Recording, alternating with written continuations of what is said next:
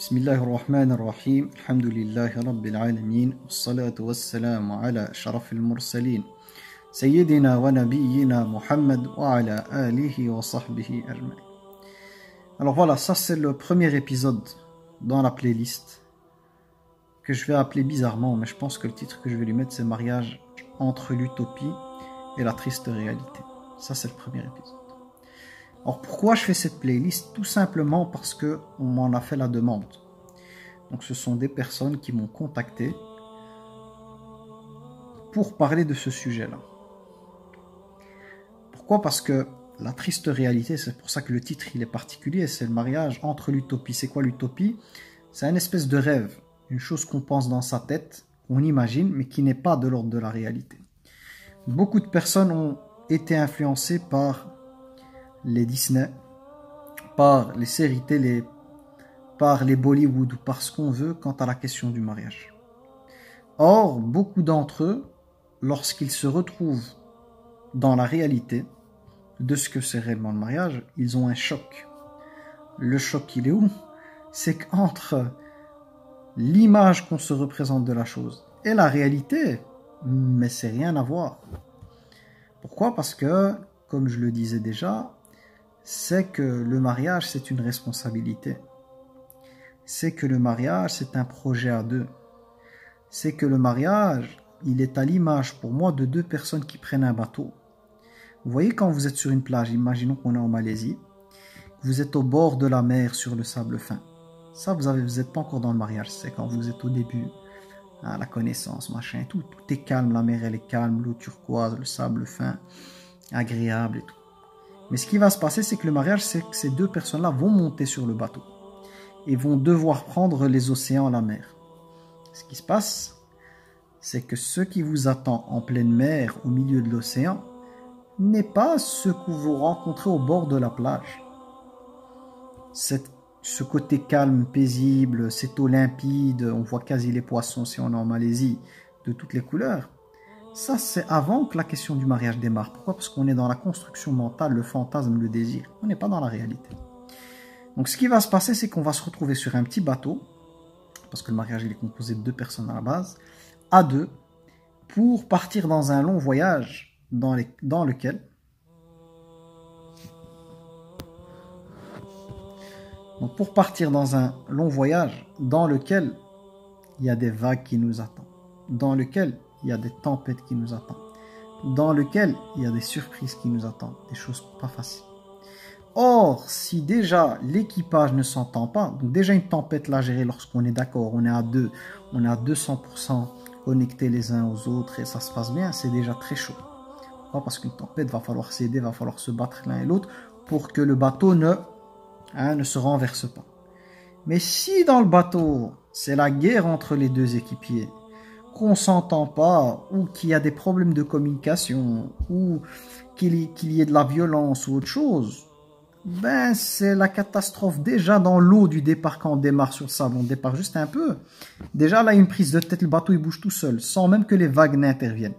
Et le bateau il va presque se renverser, comme un peu, parce que j'ai déjà fait du kayak, ça se renverse très vite. Si l'un il pagaille d'un côté, l'autre se met de l'autre côté, on va deux dans un côté, qu'on est mal coordonné, il se renverse, alors que dans un canal, l'eau est plutôt, dans une rivière, l'eau elle est plutôt stable. Et bien là, on se renverse. Moi, je me suis déjà renversé dans un kayak à cause d'un coéquipier qui n'était pas bon. Voilà, il n'a pas suivi les directives. Donc, il en va de même d'un couple. Quand dans un couple, ça va pas, les caractères ne vont pas et tout, ça va pas tenir la route. Déjà, même avec la stabilité du départ, et ça va pas le faire. Le bateau, il va se retourner. Mais que dire de ce couple dans la tempête qui l'attend par après les épreuves de la vie? Ça ne marchera pas. Donc, la question qu'on doit se poser d'abord, c'est avant même que je monte dans ce bateau, je dois savoir si la personne que je vais faire monter avec moi, est-ce que c'est une personne qui risque de renverser le bateau déjà dès le départ? Est-ce que c'est une personne qui risque de renverser ce bateau déjà direct dès le départ au bord de la mer? Ou au contraire, c'est une personne qui, quant à son comportement, quant à ce qu'elle est, dans sa nature, dans voilà, sa compatibilité avec ma personne, non, il n'y aura pas ce problème-là. Et que lors de la tempête, je vais pouvoir compter sur cette personne-là pour pouvoir voilà, passer ces vagues, ces difficultés, ces tempêtes. Et ça, c'est la base. c'est la base. C'est-à-dire qu'avant même de monter sur le bateau, parce que moi j'ai pas de tabou, ça veut dire que dans cette playlist, je parlerai des choses. J'ai énormément d'histoires là-dessus et tout, donc je livrerai toutes les choses avec l'honnêteté et la sincérité qu'il faut sur ce sujet. Pourquoi? Déjà pour faire de la prévention pour ceux qui ne sont pas encore mariés. Deux aussi pour ceux qui sont mariés, qui sont dedans et qui sont dans les difficultés, d'apporter des réponses. Et les réponses sont diverses. Soit des solutions possibles, soit quand il n'y a plus de solution, il va falloir quitter le navire si c'est plus possible. Donc je vais attaquer les deux côtés, le côté préventif et le côté réalité vécue, et si on est déjà dedans, comment on fait. Donc moi ce qui m'intéresse à la base, et je ferai ça petit à petit, donc ce seront des petites vidéos, là c'est l'introduction, donc le premier épisode c'est de l'intro, je vous lance juste les idées. Mais la première des choses à se poser, c'est quand on est au bord de la mer, c'est de savoir quel est mon coéquipier que je vais faire monter sur le bateau. Qui je vais faire monter. Et l'idée c'est quoi? C'est qu'en général quand tu as l'occasion de pouvoir trouver un coéquipier sur ton bateau, des fois tu as le choix entre plusieurs personnes. Et moi ce que je vais prendre, si je suis intelligent, je vais arriver à bon port, c'est-à-dire que je dois quitter ma petite île pour aller vers une autre qui est paradisiaque, parce que l'objectif c'est quand même le Firdaus, le paradis. Mais je vais faire le choix, je vais pas choisir n'importe qui. Je vais essayer de choisir la personne qui va me garantir d'arriver à bon port de l'autre côté, c'est-à-dire avec quelqu'un on va prendre l'eau, quand je vais passer le côté et tout, le côté tempête, les intempéries et tout, je suis sûr que cette personne ne va pas me lâcher, elle va se battre avec moi, et qu'ensemble on va pouvoir arriver de l'autre côté sur la petite île, qui est quoi? Qui est représentée par le Firdaus al-A'la. Donc, mon choix, il commencera avant même penser au bateau, donc avant même penser au mariage, c'est quelle est la personne que je vais choisir. Et je vais prendre la meilleure personne. Mais la meilleure par rapport à quoi? Par rapport à mon objectif. Et là, on part de l'intention. C'est-à-dire le premier pilier de base, quand on parle du mariage, le pilier de base, c'est l'intention. Pourquoi tu veux te marier? Pour la mode, pour le côté affectif simplement, pour la beauté, pour la richesse, pour la noblesse. Pourquoi tu veux te marier? C'est ça la question que tu dois te poser, c'est quel est le but que tu mets derrière le mariage? Si c'est pour faire comme tout le monde, ça ne va pas le faire. Si c'est simplement par amour, ça ne va pas le faire. Si c'est que pour la beauté, ça ne va pas le faire. Si c'est que pour la richesse, ça ne va pas le faire. Et si c'est que pour la noblesse, ça ne marchera pas. Ces paroles ne viennent pas de moi. Ces paroles viennent du prophète Mohammed sallallahu alayhi wa sallam, qui nous a donné le cadre à suivre quand on veut rentrer dans ce projet. Parmi les choses qu'il a dites, c'est par exemple quand on parle de l'homme, quand il doit choisir, il a dit... On se marie pour une femme, ce qui pousse les gens à se marier avec une femme, par exemple pour un homme, c'est 4 choses. Sa beauté, ou sa richesse, ou sa noblesse, ou sa religion. C'est-à-dire que l'intention, c'est quoi? Cette personne, elle est capable de m'accompagner pour aller traverser la mer et arriver à bon port de l'autre côté. Qu'est-ce que nous dit le prophète Mohammed sallallahu alayhi wa sallam? Il dit « Fatfar bidati din taribat yadak » Prends celle qui a din, tu seras, ou sinon, il y a plusieurs manières de comprendre taribat yadak. Prends celle qui a din ou tu seras dans tamara. Tamara, c'est-à-dire les problèmes et la difficulté.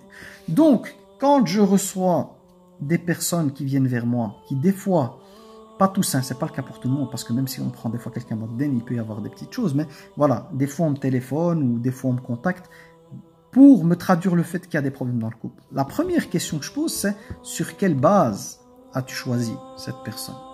Si tu l'as choisi sur tous les autres critères à part la religion, le prophète t'a déjà dit prépare-toi à tamara, prépare-toi au problème, prépare-toi à al-mashakil. Donc, c'est par le fait que tu n'as pas choisi, tu n'as pas entendu les paroles du prophète qu'aujourd'hui tu te retrouves dans la difficulté. Je passe de l'autre côté. Quand on parle des femmes, par exemple, et les critères sur lesquels doit se baser une femme pour se marier, on a le texte du prophète qui dit si une personne vient à vous et que vous êtes satisfait de son... Il met 2 conditions pour l'homme. Il met de son comportement et de sa religion. Mariez-le. Ça veut dire quoi? Que quand une fille doit choisir quelqu'un, les 2 critères de base, c'est clair que le critère physique, on n'en parle même pas. Ça, c'est d'office dedans. C'est-à-dire qu'il faut d'office que la personne te plaise. Elle n'a même pas à négocier avec ça.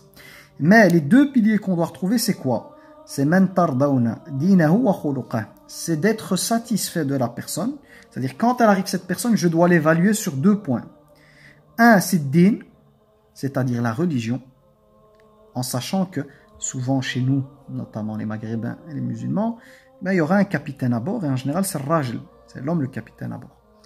Ça ne veut pas dire que la femme elle n'a rien à dire, c'est à 2 qu'on mène nos projets à bien, mais voilà, s'il y a des fois à un certain moment il faut trancher, ben, c'est lui le responsable du foyer, c'est pas un honneur, c'est une responsabilité. Donc un, c'est de voir est-ce qu'il a din, donc la religion. 2, c'est le khuluq, le bon comportement. C'est-à-dire que si tu prends quelqu'un qui a la religion, qui n'a pas le comportement, tu vas souffrir. Parce que le prophète, il t'a cité les deux, sallallahu alayhi wa sallam.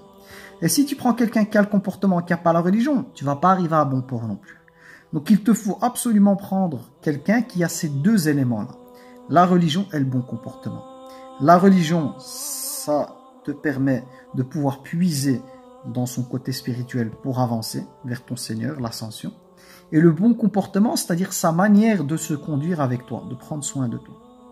Donc si tu prends quelqu'un qui a que la religion, qui n'a pas le comportement, peut-être que dans la pratique, il sera orienté, mais il sera dur. Et ça, c'est pas bon. Quelqu'un de dur qui n'a pas un bon comportement, il va faire souffrir une femme. Tandis que si on prend quelqu'un qui a le comportement, qui n'a pas de dén, il sera peut-être gentil, tout ce qu'on veut, mais il ne sera pas à même de te rapprocher de ton Seigneur. Donc les deux bases qu'on met, et je dis bien le physique, on n'en parle même pas parce que d'office il est dedans, donc l'aspect physique est un critère qui joue, et ça, il n'y a pas à négocier dessus. Mais après ça, c'est la religion et c'est le bon comportement qui rentre là-dedans. Si on fait ça, c'est-à-dire que je suis au bord de la mer, donc mes critères par lesquels j'ai choisi la personne, c'est ces éléments-là, eh bien, déjà, je fais en sorte de me faciliter le voyage sur ce bateau. C'est-à-dire que la personne qui m'accompagne, c'est une personne avec qui je vais prendre la mer et avec laquelle je vais être confronté à toutes les difficultés qu'on peut rencontrer dans les océans. Comme je vous ai dit, il peut y avoir des requins, il peut y avoir des vagues géantes, des tempêtes et tout, donc c'est pas facile. Mais avec cette personne-là, j'ai le plus de chances d'arriver à bon port et qu'elle ne finisse pas par renverser le bateau. Et souvent, moi, quand je prends l'expression de renverser le bateau, c'est que c'est le divorce et que ça finisse très très très mal. Ça finisse dans la guerre.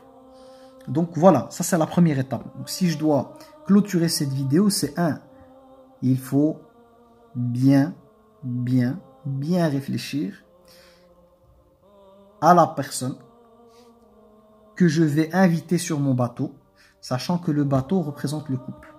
Donc c'est à moi, c'est ma responsabilité en tant qu'être humain de faire le bon choix. Et le prophète Mohammed sallallahu alayhi wa sallam nous a orienté, nous a dit clairement quel est le choix à faire, ou il dit, si on ne l'écoute pas sur ça, pas de problème. Ça, c'est moi qui dis pas de problème. Fais ce que tu as à faire. Mais, talibat yadak, tu vas goûter à la misère, à la souffrance, et tu seras triste pour l'homme et triste pour la femme. Donc, à toi de choisir. À toi de faire le bon choix. Donc, je m'arrête là-dessus. Prochain épisode, on aura la deuxième couche, puis la troisième, etc., etc. Et j'en viendrai, Inch'Allah, à répondre aux conflits, comment on gère les conflits, et si ça va pas, comment on fait pour arrêter, quelles sont les règles, les droits de la femme en cas de divorce, etc., etc. سبحانك اللهم وبحمدك أشهد أن لا إله إلا أنت أستغفرك وأتوب إليك سبحان ربك رب العزة عما يصفون وسلام على المرسلين والحمد لله رب العالمين